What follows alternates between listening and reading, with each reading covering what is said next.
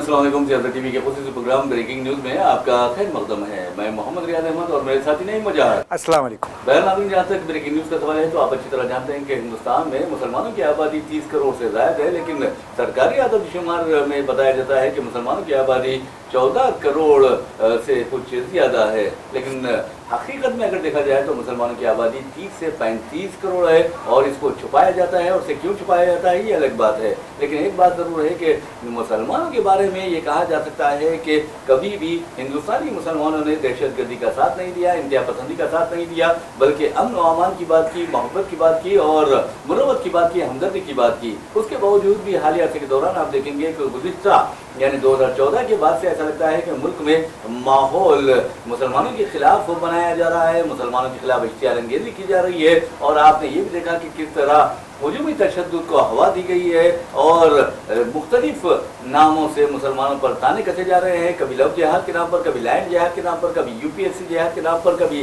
Jeans जिहाद के नाम पर, यानी हर चीज़ को जिहाद से जोड़ा जा रहा है। लेकिन बेवकूफ़ों को पता नहीं कि जिहाद का मतलब क्या होता है। जिहाद का मतलब जद्दोजहद होता है, स्ट्रगल होता है किसी अच्छे चीज़ के लिए। तो बहरहाल हम आपको ये जो तमहीद बयान करें इसलिए कर रहे हैं क्योंकि मरकज़ी हुकूमत ने तकरीबन 2022 से जो रियासतों को अक़लियती बहबूद के लिए फ़ंड जारी करना होता है वो जारी करने से कासिर है, ख़ास तौर पर रियासत तेलंगाना को। और ये कोई आम आदमी ने बात नहीं कही है या फिर किसी बीजेपी लीडर ने नहीं बताया, बल्कि मरकज़ी वज़ीर अक़लियती बहबूद किरण रिजिजू ने पार्लियामेंट में ये बात कही है और कहा है कि उन्होंने एतराफ़ किया है कि हमने तेलंगाना को 2022 से ये फंड नहीं दिया है। और इस सिलसिले में कांग्रेस के रुकन पार्लियामेंट रघुवीर रेड्डी ने तहरीरी सवाल किया था और तहरीरी उसके जवाब में किरण रिजिजू ने ये एतराफ़ किया। ये पहली खबर है, ब्रेकिंग न्यूज़ है और मैं समझता हूँ कि अक़लियतों की जो बहबूद के लिए स्कीमात होती हैं उस पर अमलावरी के लिए मरकज़ी हुकूमत चाहे वो किसी की पार्टी से ताल्लुक़ क्यों ना हो उसका फ़र्ज़ बनता है कि वो फौरी फंड जारी करे। लेकिन पोस्ट मैट्रिक, प्री मैट्रिक जो स्कॉलरशिप्स हैं, अगर उसके लिए भी मरकज़ी हुकूमत अपना फ़र्ज़ नहीं निभाती है, ख़ासतौर पर अक़लियतों के तय, तो फिर समझिए कि वो तासुब, जानिबदारी और इम्तियाज़ी सलूक रवा रखी हुई है।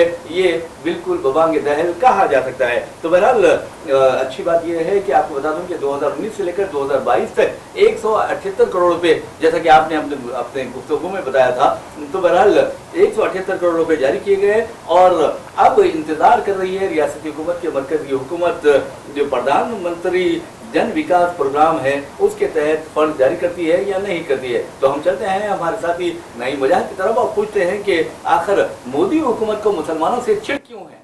देखिए रियाज साहब, किसी भी मुल्क की या कौम की या तबक़ात की या ज़ात पात की तरक्की का जो इन्हिसार होता है वो तालीम पर मुबनी होता है।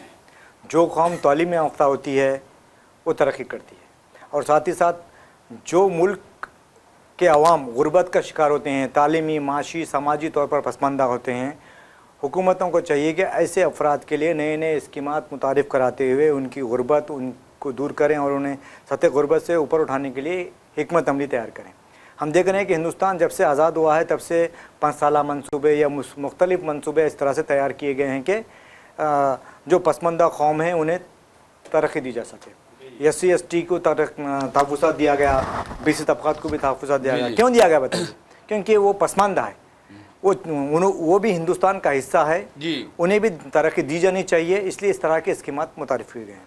जब आपको मालूम हो गया है कि मुल्क में माइनॉरिटीज़ अक़लियतें पसमानदा है, कई कमेटियों ने कहा है, सच्चर कमेटी ने कहा है और मुख्तलिफ़ कमेटियों ने कहा है कि माइनॉरिटीज़ SC तबक़ात से भी पसमानदा है। हुकूमतों की ज़िम्मेदारी जब बनती है, जब कोई कमीशन तश्कील दी जाती हैं तो वो कमीशन से अपनी सिफारिशात पेश करती हैं, रिपोर्ट्स पेश करती हैं, जिसमें कहा जाता है कि ये कौम या ये तबक़ा या ये जो ज़ात है वो पसमानदगी का शिकार है, उनमें तालीमी पसमानदगी है, उसको ऊपर करने के लिए या उनको दूर करने के लिए क्या इक़दाम किए जाना है। इस तरह के कई आपको स्कीमात दी जाती हैं।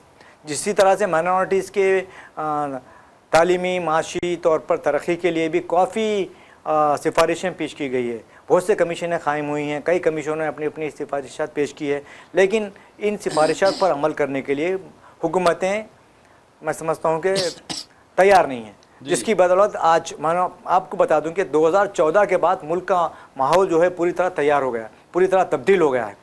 2014 से कबल तक माइनॉरिटीज़ को अच्छी अहमियत दी जाती थी, जैसा ST SC BC माइनॉरिटी कहा जाता था। अब 2014 के बाद से ST SC BC OBC कहा जा रहा है, माइनॉरिटी का बस हटा दिया गया है। इससे अंदाज़ा होता है कि आपकी नीयत क्या है और आपकी मुनज़्ज़म साजिश क्या है, किस साजिश पे अमलावारी कर रहे हैं और कब से ये मनसूबा तैयार किया जा रहा है, इसका अंदाज़ा होता है।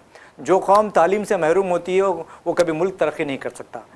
2014 से पहले जो माइनॉरिटी का बजट था मरकज़ी हुकूमत का, मैं समझता हूँ 5,000 करोड़ की खरीद था।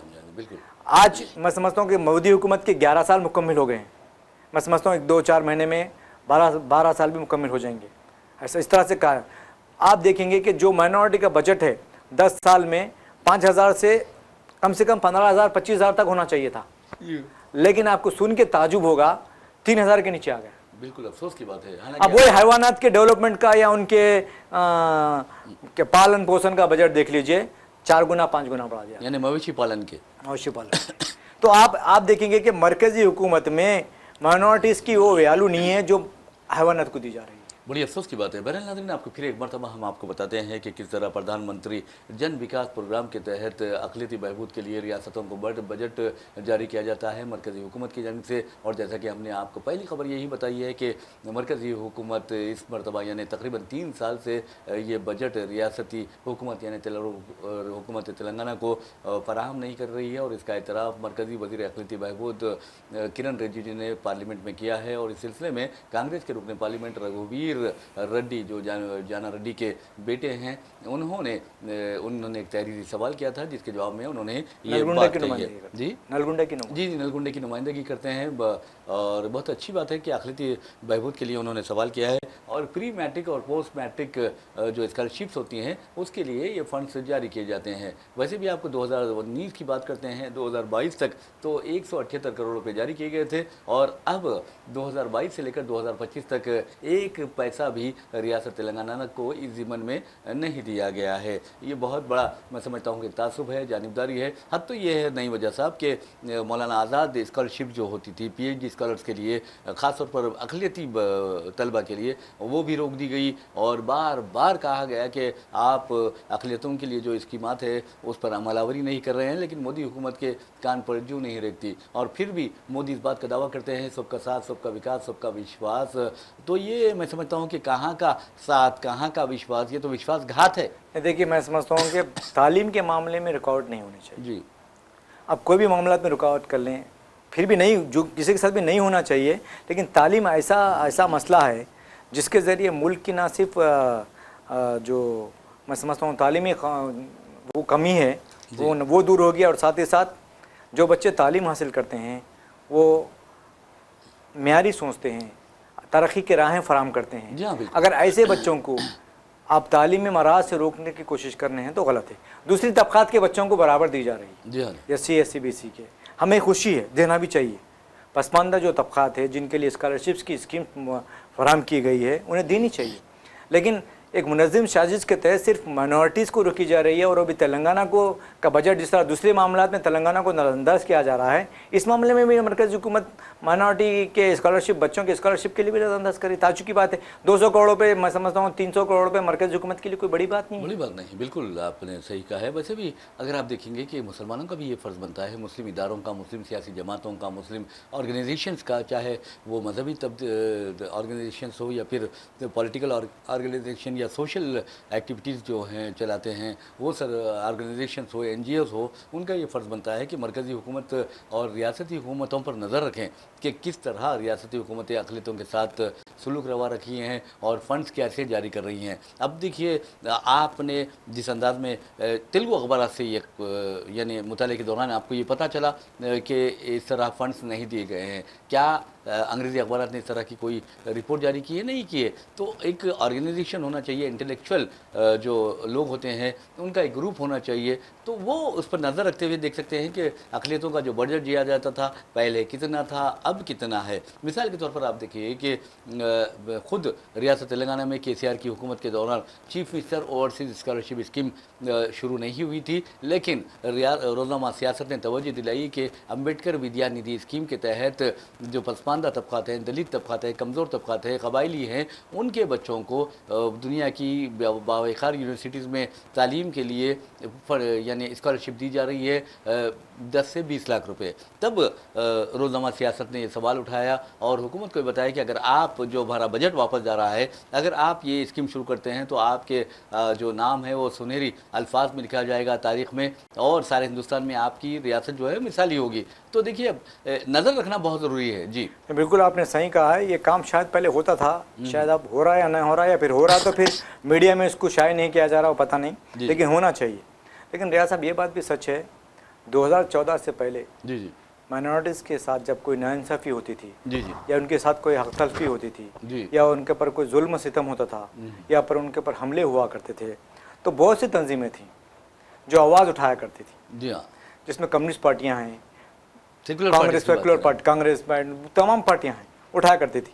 लेकिन 2014 के बाद मुल्क का जो माहौल है पूरी तरह तब्दील कर दिया गया है। आप समझते हैं, मैं डिटेल में गया और ये कहता हूँ कि 2080 कर दिया गया है। जी जी, अफसोस इसके बाद से लोग अब माइनॉरिटीज़ का आवाज़ उठाने के लिए या फिर उन पर उनके बारे में बात करने के लिए डर रहे हैं। अगर वो माइनॉरिटीज़ का वोट उठाते हैं, 20% का वो की बात करते हैं, तो कहीं ये 80% उनसे नाराज़ ना हो जाए, उनसे निकल ना जाए, इस पर भी सियासी जमातें गौर कर रही हैं। ये एक बात है। और दूसरी जो बातें हैं, जो तंजीमें थी या फिर रज़ाकाराना कायदीन थे, जो मुजाहिदीन थे, जो मुख्तलिफ इशूज़ पर बात किया करते थे, उनके ऊपर भी अब फंदा कस दिया गया है। ईडी की उन पर नज़र रखी गई है, उनके जो ट्रस्ट है, उनके अकाउंट्स की जांच पड़ताल की जा रही है, पैसे कहाँ से आ रहा है, कहाँ से जा रहा है, वो देखा जा रहा है। और ज़्यादा अगर वो हुकूमत के ख़िलाफ़ बात करते हैं तो उन पर अर्बन नक्सलेट्स का इल्ज़ाम आयद किया जा रहा है और साथ ही साथ मुल्क से गद्दारी के मुकदमे दर्ज किए जा रहे हैं, जिसके बाद से मैं समझता हूँ कि अब ना कोई माइनॉरिटीज़ के ताल्लुक से आवाज़ उठाने की कोशिश कर रहा है। सियासी जमातें भी उठाती हैं। कब उठाती हैं? जब इलेक्शन आता है, उन्हें वोट की ज़रूरत पड़ती है।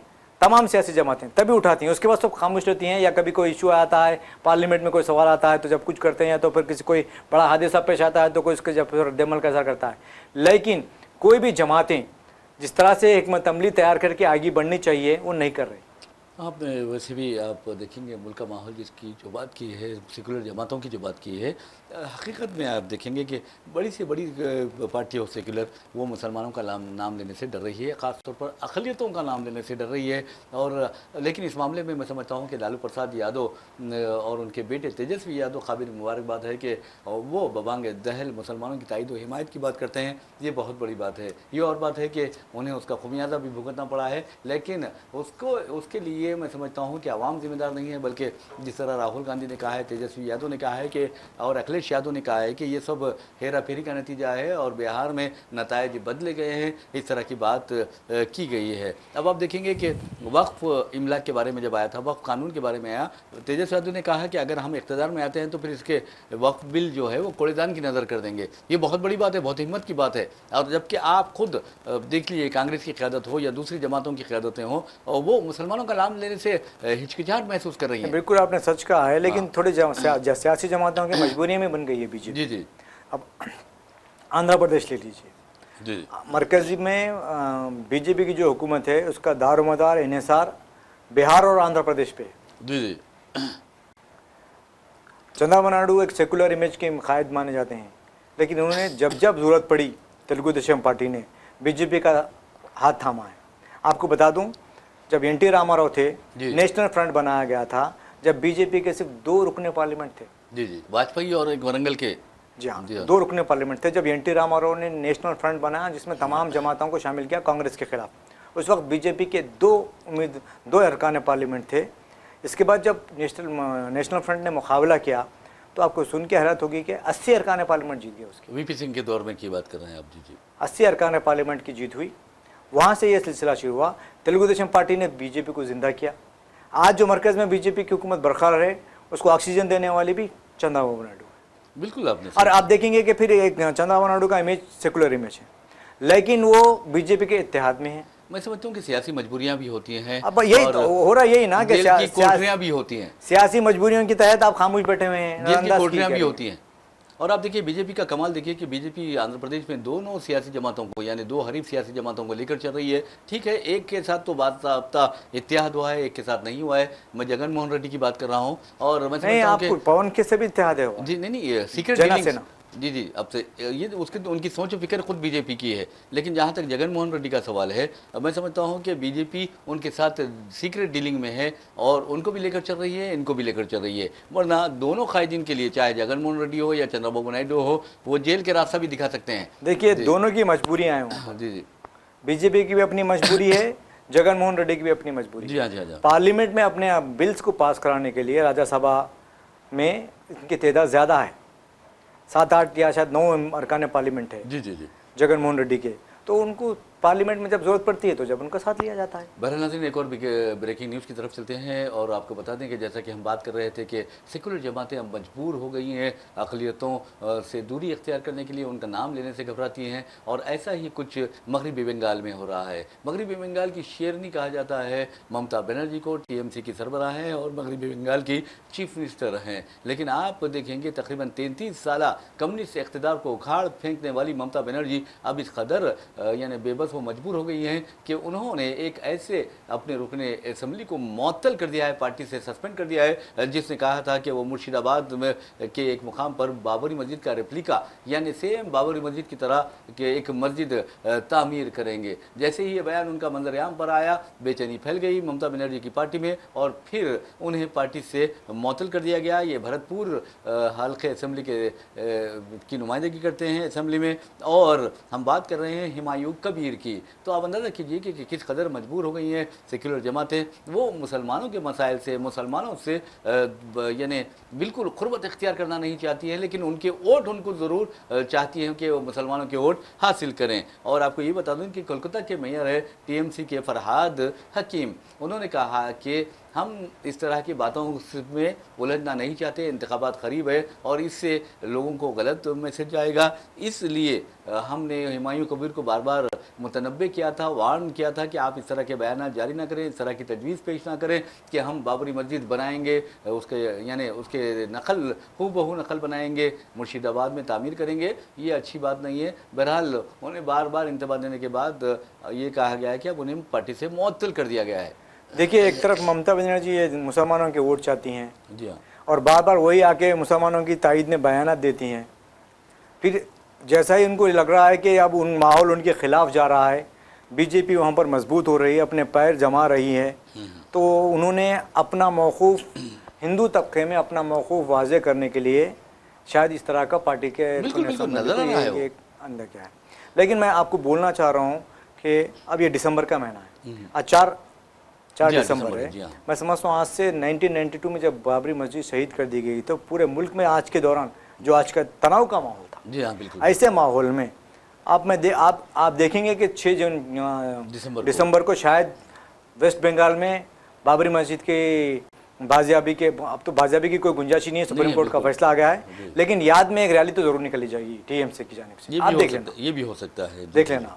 लेकिन एक बात बता रहा हूँ, ये सेकुलर जो जमातें होती हैं, एक MLA तजवीज़ पेश कर रहा है उसे अब आप देखिए अगर बीजेपी के जानिब से कोई रुकन असम्बली ये कहता है कि हम हिंदू राष्ट्र बनेंगे, उसके खिलाफ कोई कार्रवाई नहीं होती। ये तो और वो कोई ये कहता है कि मस्जिद को तोड़ के मंदिर बनेंगे तो उसकी वाह होती है। जी हाँ, या फिर कोई ये कहता है कि वो दरगाह को हम उखाड़ फेंकेंगे तो उसकी वाह होती है। अरे बेचारा गोशामिल का जो MLA हैं मलून, वो ये कह रहा है बेचारा क्यों कर रहे हैं, ये उसके तंजिया कह रहा हूँ मैं, और मलून भी कह रहा हूँ ना साथ। तो बहरहाल आप देखेंगे कि किस तरह वो उलमा के खिलाफ बात कर रहा है, कह रहा है कि हमें उन्हें जिंदा दफन कर देना चाहिए, कि उन्हें काट देना चाहिए। अरे मेरे भाई, सुप्रीम कोर्ट ने वादे तौर पर कहा है कि अगर कोई इश्तियालंगेजी करता है तो उसके खिलाफ कार्रवाई की जानी चाहिए। पुलिस क्या कर रही है मुझे समझ नहीं आ रहा, निफाज कानून की एजेंसीज क्या कर रही है समझ नहीं आ रहा। आप मालून का नाम लिए, फिर उसकी बात बता रहा हूँ मैं आपको। 2 दिन पहले 3 दिन पहले चीफ मिनिस्टर एक कांग्रेस के इजलास का खिताब करते हुए भगवानों के बारे में कुछ रिमार्क किया। जी हाँ, जी हाँ, जी। उनका कहना यह था कि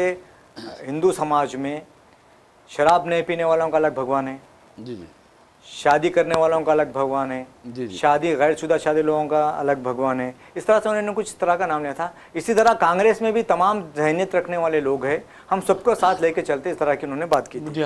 लेकिन बीजेपी ने इसको इतना मौजूद बहस बना दिया, इसको सोशल मीडिया के जरिए पूरे हिंदुस्तान में इसके बारे में बातचीत चल रही थी। तो जब यही जो मौलून है, जो राजा सिंह है, उसने कहा था कि उन्होंने चीफ मिनिस्टर की पर तनकीद करते हुए कहा था कि हम समझते थे कि रियासत के चीफ मिनिस्टर को, तुम उनकी बात सुनी, मेरा किस तरह से ये था कि उन्होंने 2 साल के दौरान क्या काम किया है इसके पर अपनी राय देते, या आइंदा 3 साल क्या काम करना है इसके पर अपनी राय देते, या मुस्तकबिल में रियासत की तरक्की के लिए या फिर लोगों के फलाह बहबूद के लिए क्या इक़दाम किए जाएँ, ये बात करने के बजाय चीफ मिनिस्टर ने भगवानों की बात की है। ताज्जुब हो रहा सुन के, जब वो खुद जो हमेशा मजहब की बात करता, कभी अपने डेवलपमेंट की बात नहीं करता, आज वो चीफ मिनिस्टर को ऐसी बात नहीं करे बल्कि मशवरा दे रहा, ताज्जुब की बात है। जी हाँ, जी हाँ, बिल्कुल आपने सही कहा है। और वैसे भी आप देखें इस तरह के जो मलून होते हैं माहौल को ख़राब कर रहे हैं, अदालतों को खासतौर पर सुप्रीम कोर्ट को सो मोटो एक्शन लेना चाहिए और इस तरह के लोगों को फौरी गिरफ्तार करते हुए PD एक्ट के तहत गिरफ्तार करना चाहिए। या देखो रिया साहब, चलो बीजेपी हुकूमतों में बीजेपी के कायदीन को गिरफ्तार नहीं किया जा रहा है, वो समझने वाली बात है। तेलंगाना में तो कांग्रेस की हुकूमत है। जी हाँ, जी हाँ।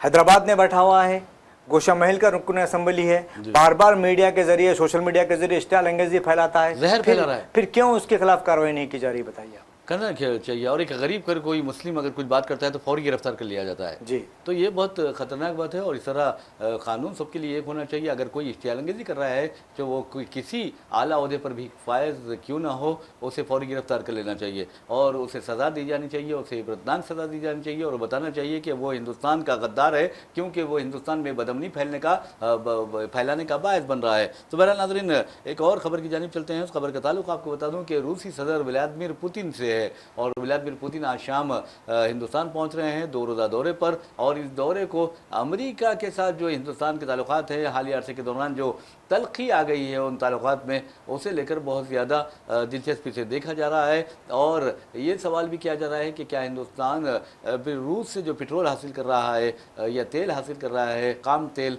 वो रोक देगा या नहीं रोकेगा, क्योंकि अमेरिकी सदर ने कहा कि हिंदुस्तान को रूसी तेल की ख़रीदारी बंद कर देनी चाहिए। लेकिन अब तक ये, हालांकि ये बाज़ इत्तलात में कहा गया है कि बंद कर दी गई है ख़रीदारी, लेकिन बाज़ इत्तलात में ये कहा गया है कि हनोज़ रूसी तेल की ख़रीदारी का सिलसिला जारी है। लेकिन अब जबकि आज शाम ही पुतिन दिल्ली का दौरा कर रहे हैं, यानी हिंदुस्तान के दौरे पर आ रहे हैं, तो आपको बता दूं कि 5000 से ज़ायद पुलिस अहलकारों को तैनात किया गया है मुख्तलिफ मकामात पर। और आपको ये जानकर बड़ी हैरत होगी कि वो कहाँ पर ठहरने वाले हैं, उस लोकेशन के बारे में अब तक इंकिशाफ भी नहीं किया गया है, यानी बहुत राज में रखा जा रहा है। सख्त तरीन सिक्योरिटी यानी इंतजाम किए गए हैं जिसकी माजी में नज़ीर नहीं मिलती। आखिर इस तरह की जो सिक्योरिटी है, क्यों इस तरह की सख्त? देखिए, मैं समझता हूँ कि जब भी हिंदुस्तान को कोई बैरूनी ममालिक के नुमाइंदा या सदर या प्राइम मिनिस्टर वगैरह यहाँ पर आते हैं तो उनका बेहतर अंदाज में इस्तकबाल होता है और होना भी चाहिए, हमारी ये रिवायत है, रही है। लेकिन सिक्योरिटी के मामले कोई भी प्रोग्राम को खुफिया नहीं रखा जाता, लेकिन ये प्रोग्राम को खुफिया रखा गया है, या हिंदुस्तान के जो हालात है इसलिए रखा गया है, या फिर अमेरिका की नज़र है इसलिए रखा गया है, ये जी। और वैसे भी आप देखिए कि आलमी सतह पर भी कुछ ऐसी एजेंसीज हैं जो हिंदुस्तान को बदनाम कर सकती हैं, दहशतगर्दाना हमले कराते हुए और रूसी सदर के दौरे के मौके पर कुछ यानी ऐसे वैसे कुछ हालात भी पैदा किए जा सकते हैं। आलमी जो एजेंसीज है बदअमनी पैदा करने वाली, तो ऐसे में हो सकता है कि हिंदुस्तान ने एहतियात बरती हो और इस सिलसिले में मल्टीपल सिक्योरिटी जो यूनिट्स हैं वो जॉइंटली ऑपरेट कर रहे हैं, यानी मुश्तरका तौर पर कार्रवाई भी कर रहे हैं। देखिए रियासत होने भी चाहिए। हम अगर हमारे मुल्क को किसी मुल्क का सदर आ रहा है, उसकी हिफाजत हमारी जिम्मेदारी है, इस तरह के इक़दाम होने भी चाहिए। लेकिन आप ये बताइए, जब पुतिन यहाँ पर आ रहे हैं, दोनों ममालिक के दरमियान जो माहदे होंगे, इस पर कोई बातचीत नहीं, बिल्कुल नहीं आई। तो यही आई। और दूसरी बात यह है कि हाई डिफिनेशन जो CCTV होते हैं वो कैमरेस इस्तेमाल किए जा रहे हैं, यानी सिक्योरिटी में कोई किसी किस्म की खामी नहीं है, ना हो इस तरह के बात को यकीनी बनाया जा रहा है। देखिए, अमेरिका का दबाव है हिंदुस्तान पर जी हाँ कि वो रूस से खाम तेल ना खरीदें। जी हाँ। मुझे ऐसा लग रहा है कि हमारे जो वज़ीर आज़म हैं दोनों ममालिक के सरबराहों को खुश करने के काम कर रहे हैं। जी। आपको मालूम है अमेरिका की जानिब से हिंदुस्तानियों पर बड़े पैमाने पर तहदीदात आयद करने के बावजूद, टैरिफ में इजाफा करने के बावजूद, 50% का इजाफा करने के बावजूद जी हमने खामोशी से हर चीज़ को कबूल किया है, उसका मुकाबला नहीं किया है, ना ही उसके ख़िलाफ़ कोई बात करने की कोशिश की है। और साथ में जैसे ही अमेरिका ने कहा कि रूस से तेल ख़रीदना बंद कर दो, तो हमने ये एलपीजी गैस अमेरिका से खरीदने का माहदा कर लिया है। जी कहा यह जा रहा है कि एलपीजी अमेरिका से मंगाई जाएगी।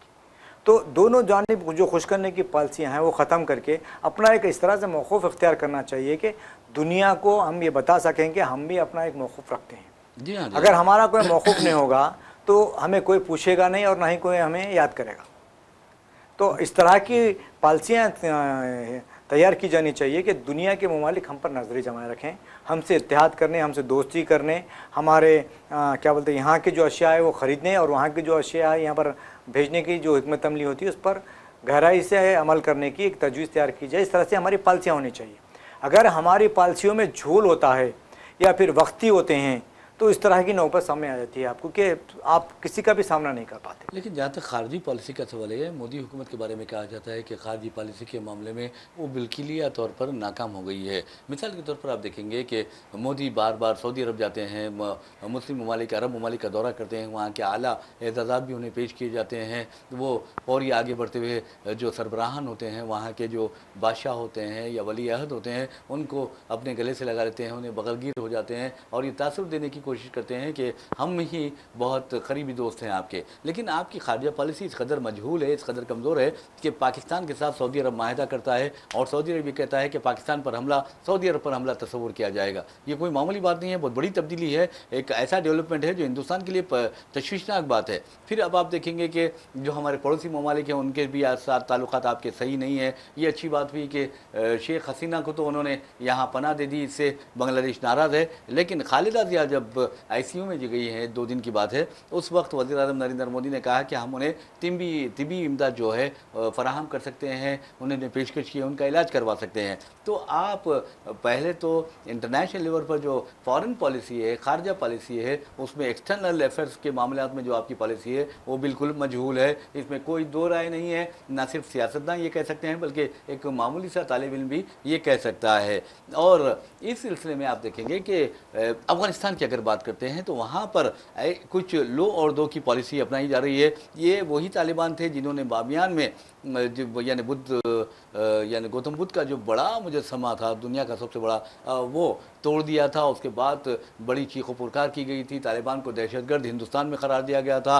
और हद तो ये है कि चीफ मिनिस्टर यूपी जो है योगी आदित्यनाथ, तालिबान का नाम लेकर मुसलमानों पर तंज किया करते थे। लेकिन यही योगी आदित्यनाथ की हुकूमत को और मोदी हुकूमत को तालिबान के वज़ीर ख़ारजा अमीर जो खां हैं उनका इस्तकबाल करना पड़ा, उनको प्रोटोकॉल देना पड़ा, उनकी मेज़बानी करनी पड़ी और यहाँ तक कि देवबंद का दौरे की भी उन्हें इजाज़त दे दी गई। देखिए आपके जो सवालात थे जी जी उसके पर मैं थोड़ा जवाब देने बिल्कुल बिल्कुल करूँगा। खारजी पॉलिसी की आपने बात की, हाँ, मैं समझता हूँ कि 2014 के बाद खारजी पॉलिसी में बड़े पैमाने पर तब्दील आ गई। हिंदुस्तान हमेशा खलीजी ममालिक का दोस्त रहा है जी, आज़ादी से लेकर अब तक खलीजी ममालिक का दोस्त रहा है और इसराइल को कभी तस्लीम नहीं किया था। जी जी लेकिन हम देख रहे हैं कि 2014 के बाद जैसे ही मोदी वज़ीर आज़म बने हैं, उन्होंने इसराइल का दौरा भी किया है, वहाँ के प्राइम मिनिस्टर के लिए इंतखाबी मुहिम भी चलाई है, वहाँ के प्रेसिडेंट या प्राइम मिनिस्टर के लिए इंतखाबी मुहिम भी चलाई है। और जो वहाँ से जो अशिया ख़रीदने की बात है वो तहदीदात जो भी थे वो ख़त्म कर दिए गए। जी हाँ जी। और इसके अलावा आपने देखा कि हमारे पड़ोसी ममालिक जो थे, श्रीलंका, पाकिस्तान, बांग्लादेश वगैरह से भी हिंदुस्तान, नेपाल से अच्छे ताल्लुक़ात थे। हमारी कुछ ऐसी पॉलिसियाँ हैं जिसकी वजह से ये लोग जो पड़ोसी ममालिक जो थे, हमारे जो ममालिक थे, वो हमारे साथ रहने के बजाय अब चीन के साथ रहने को बेहतर महसूस कर रहे हैं। ये हमारी पॉलिसियों का नतीजा है, इस पर भी हमको गौर करने की ज़रूरत है। और साथ ही साथ हमको ये देखना चाहिए कि सारी दुनिया में हिंदुस्तान का मुकाम क्या है, इस पर भी हमें गौर करने की ज़रूरत है। और जो भी खारजी पॉलिसी तैयार की जाती है इस तरह से तैयार की जानी चाहिए कि कोई भी मुल्क हमसे दूर ना भागे बल्कि हमें गले लगाने के लिए सामने आए। उसके लिए हमें भी कुछ करना पड़ता है और दूसरों को से भी कुछ कराना पड़ता है। बिल्कुल आपने सही कहा। जी जी। अब हम एक तरफ आपने कहा है कि अरब ममालिक के बाद जो बादशाह जो सुदूर है या जो भी है वो लोग अगर मोदी का इस्तकबाल करते हैं, यहाँ मुसलमानों को गालियाँ देते हैं और मोदी का वहाँ पर गालियाँ देने वाले मोदी को वहाँ पर गले लगाते हैं, बगरगिल करते हैं, तो फिर यहाँ के मुसलमानों की क्या अहमियत रह जाएगी? उस पर भी उन्हें गौर करने की ज़रूरत है। अब ये देखा जा रहा है कि मनादिर का इफ्तिताह मोदी को बुला के कराया जा रहा है। जी हाँ जी।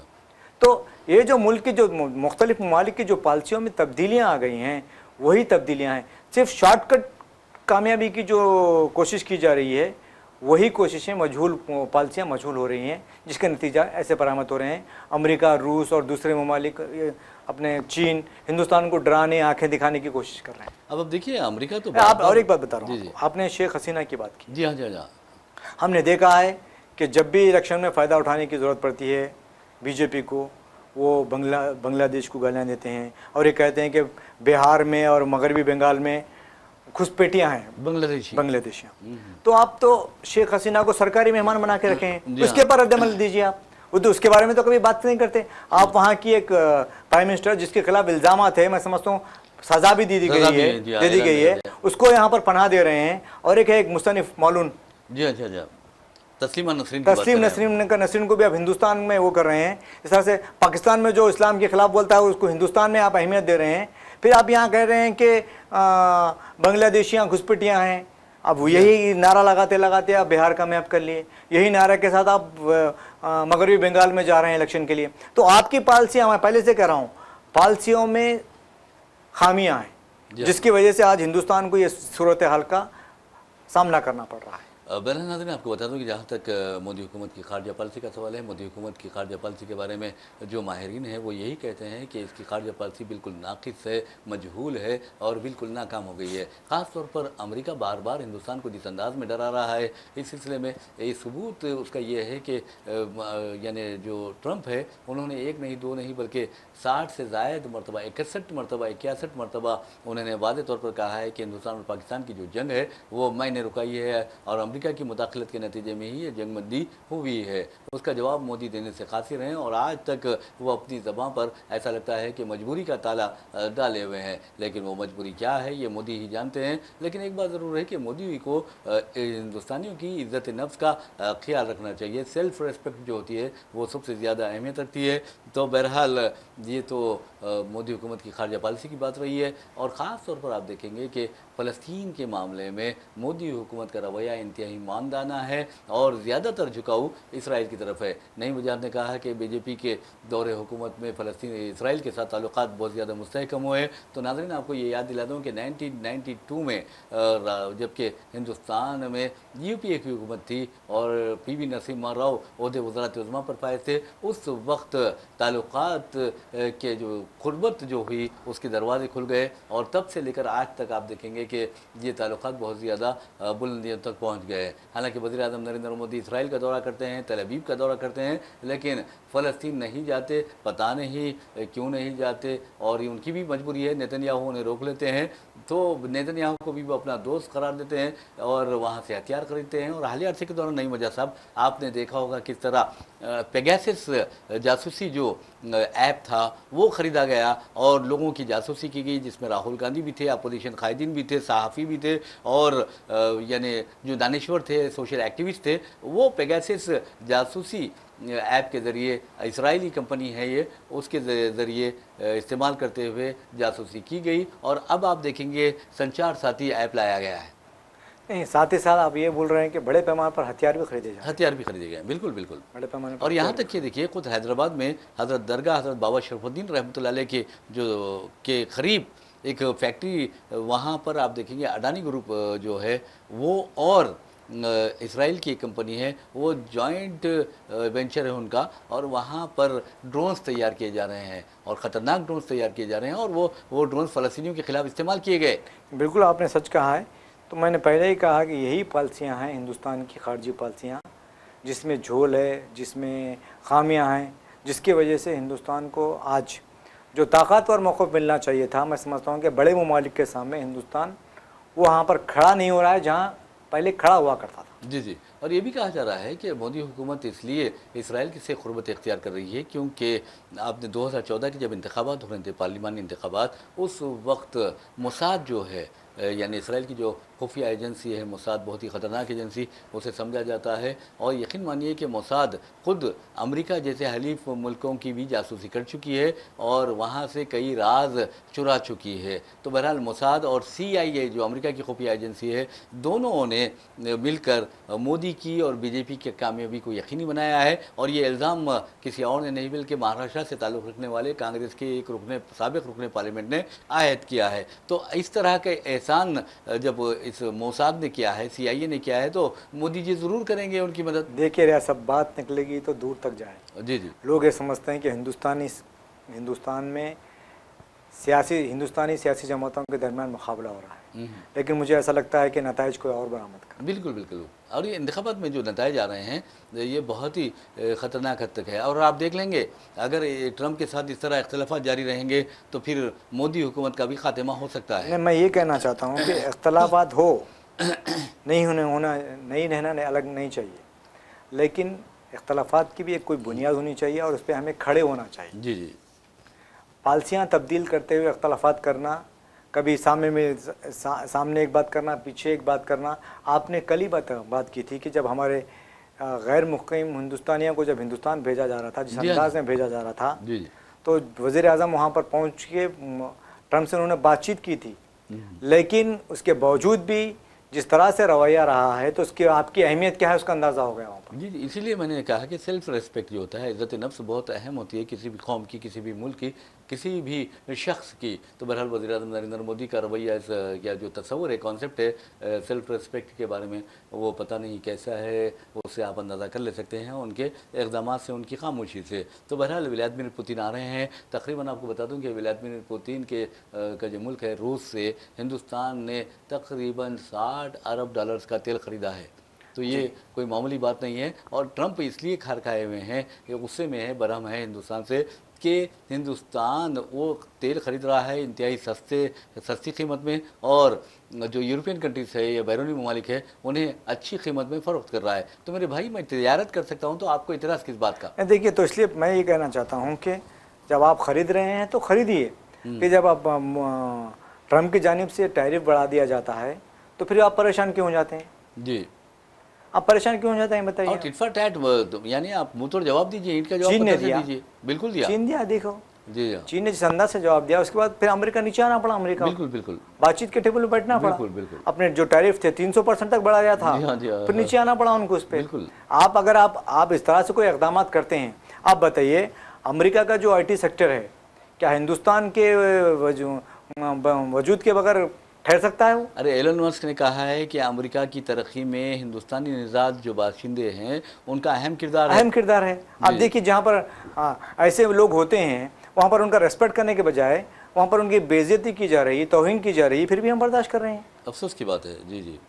बहरहाल नाज़रीन, एक और ख़बर की जानिब लिए चलते हैं। ब्रेकिंग न्यूज़ हम आपको सुना रहे हैं और आपको ये भी बता रहे हैं कि इंडिगो एयरलाइन जो है हिंदुस्तान का सबसे बड़ा एयरलाइंस है। और आपको ये भी बताना ज़रूरी है कि इंडिगो में जो क्रियो यानी अरकान अमला की जो क़िल्लत है, या फिर ये कहा जा रहा है कि अरकान अमला रुजू बकार नहीं हो रहे हैं, यानी ड्यूटी पर नहीं आ रहे हैं, और ये भी कहा जा रहा है कुछ टेक्निकल फॉल्ट है। इसके नतीजे में आप देखेंगे गुज़िश्ता 3 दिनों के दौरान इंडिगो की बेशुमार कई दर्जनों फ़्लाइट्स को मनसूख करना पड़ा, ऑपरेशन जो है वो मनसूख करना पड़ा। तो इस सिलसिले में ऑपरेशन डिसरप्शन की वजह बताई जा रही है। तो बहरहाल अब आपको बताना ये ज़रूरी है कि सिर्फ हैदराबाद से इंडिगो की 40 परवाज़ें मनसूख की गई, जबकि अगर नेशनल लेवल पर देखा जाए तो इंडिगो की 54 जो परवाज़ें हैं उसको वो मुतासिर हुई हैं। और ये सिर्फ और सिर्फ कई वजूहत उसमें बताई जा रही है। एक तो मैंने आपको पहले बताया कि अरकान अमला की क़िल्लत है,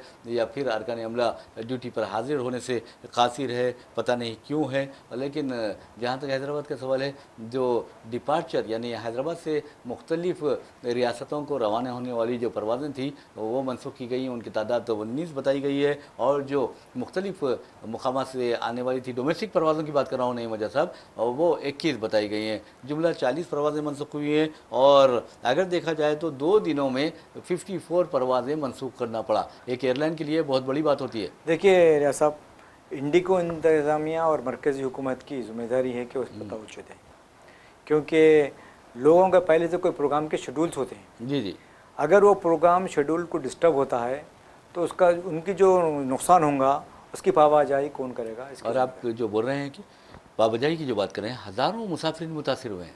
मैं यही कहना चाहता हूँ कि अगर आपका इंतज़ामिया के दरमियान जो अमले के दरमियान कोई मामला थे या फिर कोई तकनीकी प्रॉब्लम से, बात तो यही कहा जा रहा है कि शायद उनके कुछ डिमांड्स होंगे, उनको पूरा नहीं किया जा रहा होगा, जिसकी वजह से लोग अब बतौर प्रोटेस्ट ड्यूटी से रुजू नहीं हो रहे होंगे, ये एक वजह हो सकती है, या फिर कोई तकनीकी वजह भी हो सकती होंगी। टेक्निकल वजह भी टेक्निकल वजह भी है, तो उसको दुरुस्त करने के लिए फौरी तौर पर इक़दाम नहीं किए जा रहे हैं। मैं समझता हूँ कि आपके पास एक ऐसा प्लान होना चाहिए कि अगर ये ABCD, अगर ये प्लान नाकाम होता है तो इस प्लान पे काम करना चाहिए।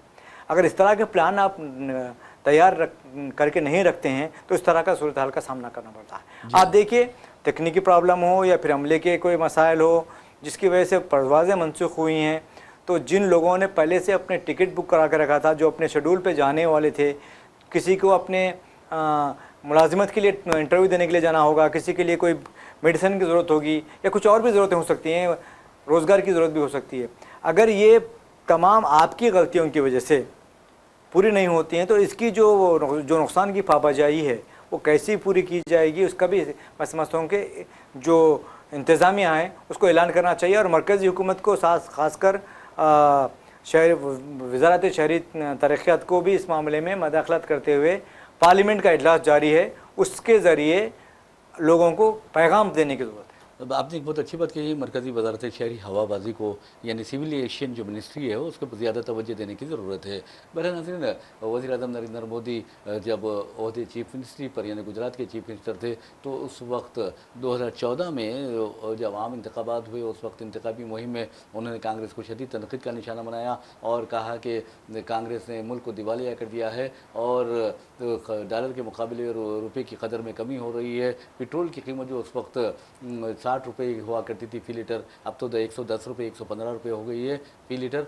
तो बहरहाल उस पर भी वो तनक़ीद किया करते थे और कहते थे कि जब बीजेपी की हुकूमत आएगी तो हम पेट्रोल की कीमत में ज़बरदस्त कमी कर देंगे और डॉलर की जो कदर बढ़ती जा रही है उस पर भी काबू पा लेंगे। लेकिन आप देखेंगे कि अब ऐसा लगता है कि ये जो काबू पानी की बात है उनके बेकाबू हो रही है मोदी हुकूमत के हाथों से। अब अंदाज़ा कीजिए कि रुपये की कदर जो डॉलर के मुकाबले गिर रही है वो बहुत अफसोसनाक बात है। और पिछले अगर मंगल की बात करेंगे तो मंगल के बाद से अब तक 43 पैसे की गिरावट आई है डॉलर के मुकाबले हिंदुस्तानी रुपये में। तो आप अंदाज़ा कीजिए अगर अब क्या हो गया है, 90 रुपये यानी 90.15 जो है हिंदुस्तानी रुपया एक डॉलर के मसावी हो गया है। तो ये बहुत कमज़ोर होता जा रहा है रुपया। और ये भी कहा जा रहा है कि वर्स्ट परफॉर्मिंग एशियन करेंसी यानी बदतरीन परफॉर्म करने वाली एशियन करेंसी बन गई है हिंदुस्तान की फिल वक्त डॉलर के मुकाबले में।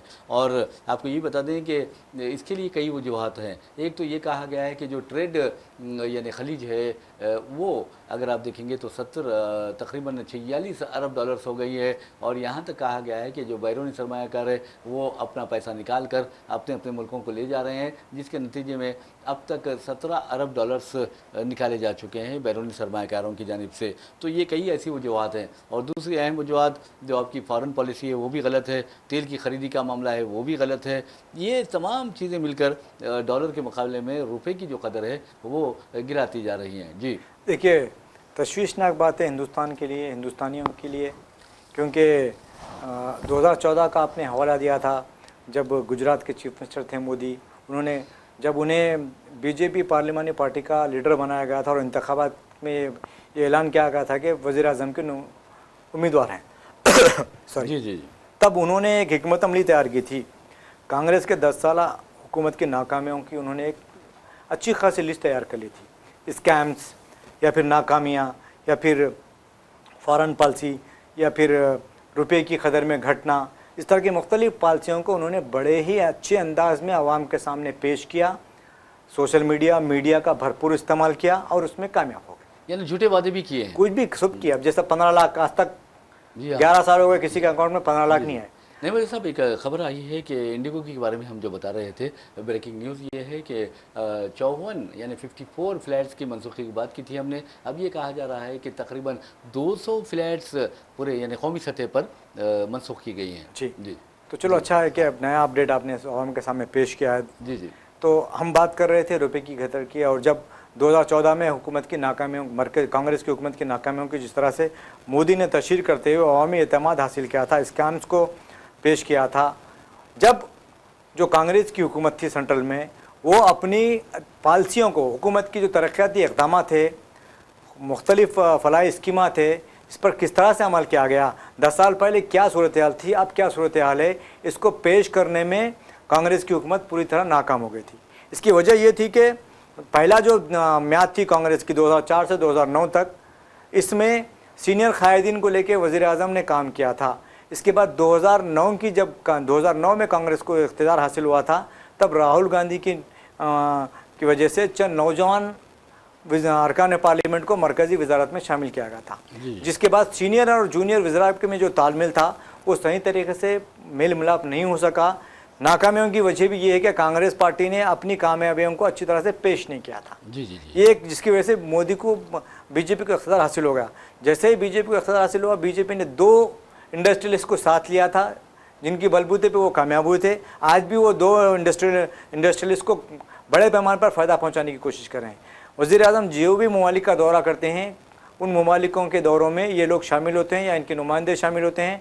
वहाँ जो तिजारती माहदे होते हैं इनकी कंपनियों के लिए होते हैं। जब आपको मालूम हो गया है कि जिस तरह 2014 में मोदी ने कांग्रेस की नाकामियों को बड़े पैमाने पर उछालकर कामयाबी हासिल की थी, तो अब क्या कमज़ोरी है कांग्रेस के पास कि कांग्रेस पार्टी वही बीजेपी हुकूमत की नाकामियों को आवाम के सामने पेश करने में नाकाम हो रही है। इसका जायज़ा लेने की ज़रूरत है। आप कहेंगे कि भाई जो मीडिया हाउसेस है उन पर मोदी का या फिर मोदी के हामियों का कब्ज़ा है, वो वही बता रहे हैं जो उन लोग चाहते हैं। तो मैं ये कहना चाहता हूँ कि आज भी चंद मीडिया हाउसेस है जो सहाफ़ती ज़िम्मेदारी निभा रहे हैं, उनका साथ लीजिए या फिर उनको साथ दीजिए जब भी उनका बुरा वक्त आता है। तो फिर आप देख लीजिए, फिर सोशल मीडिया आजकल आपके सामने आ गया है। अवाम अखबार दूसरे दिन आता है, सोशल मीडिया आवाम के हाथ में 24 घंटे फ़ोन है। सोशल मीडिया की कुछ ऐसी टीमें तैयार कीजिए जो हुकूमत की नाकामी है उसको सही अंदाज में पेश करें। हाँ, इसका भी ख़तरा होता है कि आपके ख़िलाफ़ मुकदमे दर्ज होते हैं, जेल जाना पड़ेगा, लेकिन आपको अगर लड़ना है तो ये सब कुछ करना पड़ेगा। बिल्कुल आपने सही कहा है। वैसे भी नईम वजह साहब, आपने बात की थी व्लादिमीर पुतिन के दौरे की बात की थी। वो आज हिंदुस्तान का दौरा कर रहे हैं, 2 रोज़ा दौरा है। इस सिलसिले में हमने आपको ये भी बताया था कि वो कहाँ ठहरने वाले हैं, इस बारे में किसी किस्म का इंकशाफ नहीं किया गया है, यानी उनके लोकेशन के बारे में। लेकिन अब जो खबर आई है, जैसा कि ब्रेकिंग न्यूज़ हमारा प्रोग्राम है, तो हम आपको ब्रेकिंग न्यूज़ ही सुनाते हैं। तो आपको बता दें कि हिंदुस्तान के दरमियान जो है वो यानी हिंदुस्तान और रूस के दरमियान कई एक शोबों में माहिदात होंगे। सबसे अहम जो है वो डिफेंस है, और दूसरा जो है वो है तिजारत है, और तीसरा जो है एम्प्लॉयमेंट मोबिलिटी जो है उस बारे में माहिदात होने की पूरी तवक्को है। और ये भी कहा जा रहा है कि वज़ीर-ए-आज़म नरेंद्र मोदी हैदराबाद हाउस में एक प्राइवेट डिनर का मेज़बानी करेंगे उनके एजाज़ में, यानी पुतिन के एजाज़ में। जी चलो, अच्छी बात है कि आपने नया अपडेट बताया है। हम बात कर रहे थे रुपये के कदर की घट। जी। तो आप देखेंगे कि रुपये का कदर जिस तरह से घट रहा है, मैं समझता हूँ कि हिंदुस्तान की जो पॉलिसियाँ हैं उसके लिए भी वो भी बड़ी ज़िम्मेदार है इसके लिए। और साथ ही साथ जो बैरूनी सरमायाकार है, हिंदुस्तान में सरमाई करे थे, कोई भी सरमायाकारी इसलिए करता है फ़ायदा कमाने के लिए। उन्हें जब मालूम हो रहा है कि हिंदुस्तान की रुपये की कदर घट रही है तो उन्हें फ़ायदा के बजाय नुकसान होगा, तो वो यहाँ से अपना सरमाया निकाल रहे हैं। जी। लेकिन सबसे ज़्यादा नुकसान हिंदुस्तान को हो रहा है। और बैरूनी ममालिक से जब हम जो ट्रेडिंग करते हैं, जो हमको रुपये में अदा करना पड़ता है, उस पर हमारा जो बोझ है, माली बोझ, वो बढ़ रहा है। और उसके अलावा जो बच्चे हमारे बैरूनी ममालिक में काम कर रहे हैं या तालीम हासिल कर रहे हैं, उनके माली बोझ में भी इजाफा हो जा रहा है। नहीं, वजह साहब एक सवाल ये पैदा होता है, अब जो मुकामी इदारों के इंतखाबात हो रहे हैं, इस बारे में भी हम अपने नाजरीन जो है उन्हें वाकिफ़ करवाएंगे। और सबसे अहम बात यह है, GHMC greater municipal corporation Hyderabad जो है उसमें 27 अर्बन लोकल बॉडीज़ को जम करने का जो नोटिफिकेशन कल जारी किया गया है, उस बारे में हमारे जो नाजरीन को आप बताएँ। देखिए, सबसे पहली बात तो ये है कि ग्राम पंचायत के इंतखाबात हो रहे हैं। जी हाँ, मैं समझता हूँ 3 मरहलों में हो रहे हैं। पहले जी 3 मरहलों के लिए भी मैं जो पर्चे नामजदगी का है अमल, वो तकरीबन मुकम्मल हो रहा है। जी होने को आ गया है। जी कई ग्राम पंचायतों में सरपंच के बुला मुकाबला इंतखाबात भी हुए हैं। और ये कहा जा रहा है कि बोली लगाकर 73 लाख रुपए, 1 करोड़ रुपए ऐसा बोली लगाकर बिला मुकाबला इंतखाबात भी कराए गए हैं। और देखा जा रहा है कि जिस पार्टी की रियासत में हुकूमत होती है उसके जो ज़्यादा नुमाइंदे होते हैं, ये तो पार्टी बेसिस पे इलेक्शन नहीं हो रहे हैं। जी। लेकिन पार्टियां उन्हें ठहरा कर रही हैं। तो कहा यह जा रहा है कि देही इलाक़ों में हर तरफ जो हुक्मरान नुमाइंदे हैं उनके लिए अवाम का रुझान ज़्यादा देखा जा रहा है। जी। और ये भी कहा जा रहा है कि BRS के जो अहम कायदीन हैं जिन असम्बली हलकों पर बीआरएस के अरकान असम्बली है वहीं ज़्यादा तवज्जो दी जा रही है, जहाँ अरकान असम्बली नहीं है वहाँ नहीं दी जा रही। ये भी एक बात सामने आ रही है। बरहान एक और ख़बर की जानिब हम लिए आपको चलते हैं, और उस खबर का ताल्लुक हैदराबाद में मंशियात का जो इस्तेमाल हो रहा है उस ताल्लुक से है। आप अंदाज़ा कीजिए कि कल ही चंद्रायन गुट्टे में एक ऐसा वाक़ पेश आया जिसने तमाम हैदराबाद में एक अजीब व गरीब कैफियत पैदा कर दी, और लोग परेशान हो गए कि आखिर हमारे नौजवान क्या कर रहे हैं। और आपको ये बता दें कि वाक़ ये है कि चंद्रायन गुट्टे में एक ऑटो में 2 नौजवानों की लाशें पाई गई, यानी मुश्तबा हालत में उनकी मौत हुई थी। और जब पुलिस ने देखा तो उनके जो करीब उनके डेड बॉडीज़ के करीब इंजेक्शन पड़े हुए थे, मंशियात के ड्रग्स ले रहे थे।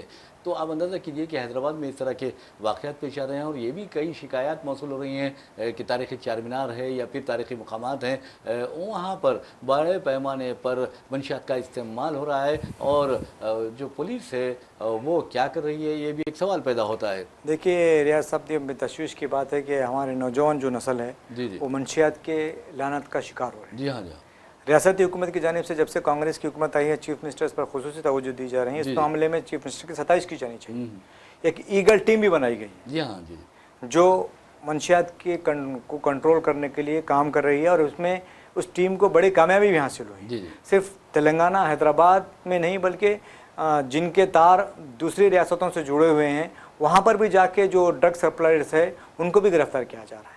लेकिन बात ये है कि ये जो हमारी कौम है, जो हमारे मुसलमान नौजवान हैं, इस्लाम में शराब पर, ये ड्रग्स पर वगैरह पहले से इम्तना आया था। जी हाँ, जी हाँ, उसके बावजूद, हराम करार देने के बावजूद हमारी जो नौजवान नस्ल उसकी ग़ुलाम बन रही है, उस पर गौर करने की ज़रूरत है। ये बहुत फ़िक्र की बात है। मैं समझता हूँ कि उलमा मशाइखीन को सियासत में मदाखलत करने के साथ साथ, मैं करने के ख़िलाफ़ नहीं हूँ, करने के साथ साथ जो समाजी लानत है उस पर भी खुसूसी तवज्जो दी जानी चाहिए।